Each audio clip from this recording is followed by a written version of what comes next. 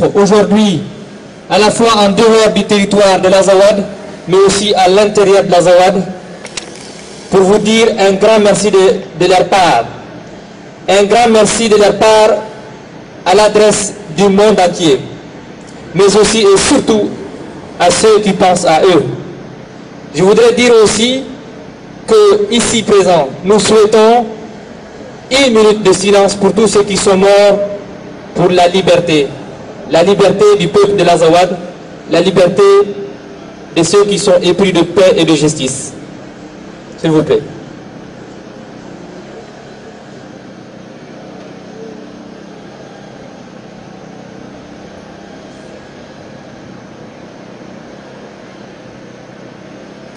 Merci.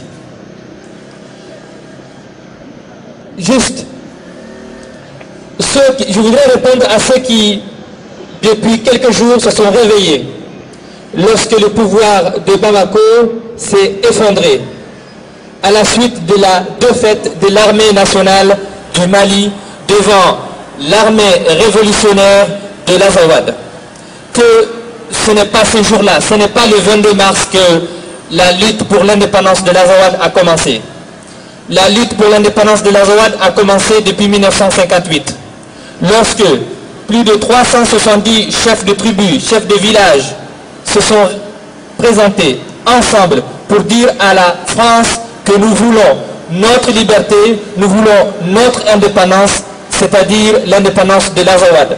Mais la France n'a pas répondu à l'appel de ces personnes et a rattaché l'Azawad au Mali. Alors nous avons commencé à construire la paix, à construire l'Azawad, à vivre, à vouloir être dans la même nation, et nous nous sommes toujours rendus compte qu'en fait, nous ne sommes pas considérés par cette nation, nous sommes toujours exterminés, je dis bien exterminés. Le peuple touareg a toujours refusé le manque de liberté, a toujours refusé l'oppression, a toujours refusé qu'on lui dicte ce qu'il lui faut. Nous avons dit que c'est à nous de savoir ce qu'il nous faut. Alors aujourd'hui, pour la liberté du peuple de l'Azawad, avec toutes ses composantes, je dis bien avec toutes ses composantes parce que on nous accuse d'être une rébellion, une énième rébellion touareg qui cherche une république touareg.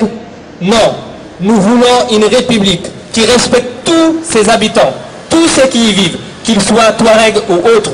Donc dans l'état de l'Azawad aujourd'hui, il y a des Peuls, il y a des Songoï, il y a des Arabes, il y a des Maures et il y a des Touaregs. Et aujourd'hui, le peuple de l'Azawad a décidé de prendre son destin en main. Mais il y a une chose quand même qui nous frustre.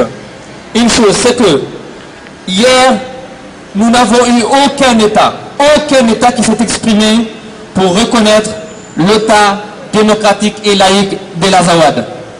Nous n'avons que nos frères Amazir, les autres Touaregs des autres pays, et nous leur dirons un grand merci.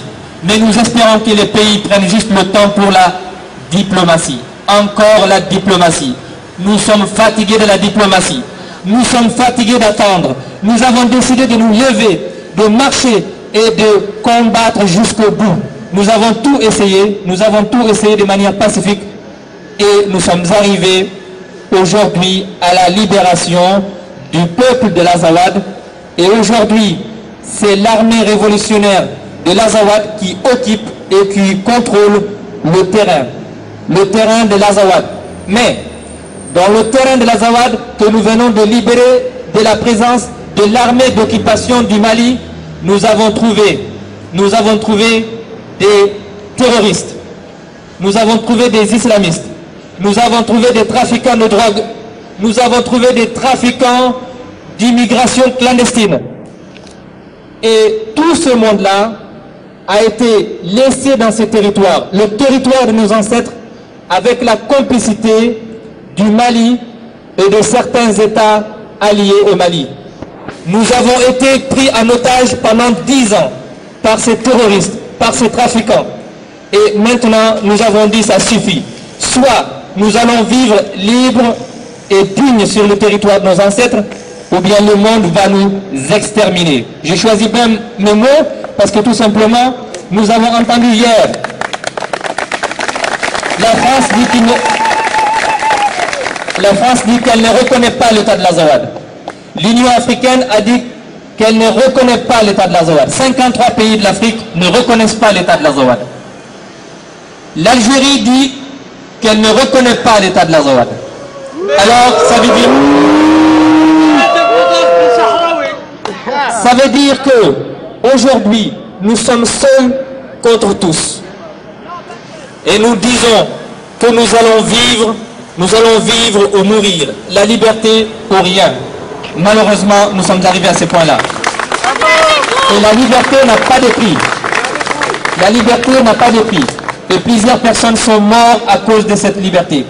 Et je voudrais juste préciser aussi que ceux qui nous collent dans le dos la présence des salafistes, qui nous confondent avec les salafistes, alors que le MNLA, Mouvement National de Libération de l'Azawad, demande à exister dans une république démocratique et laïque.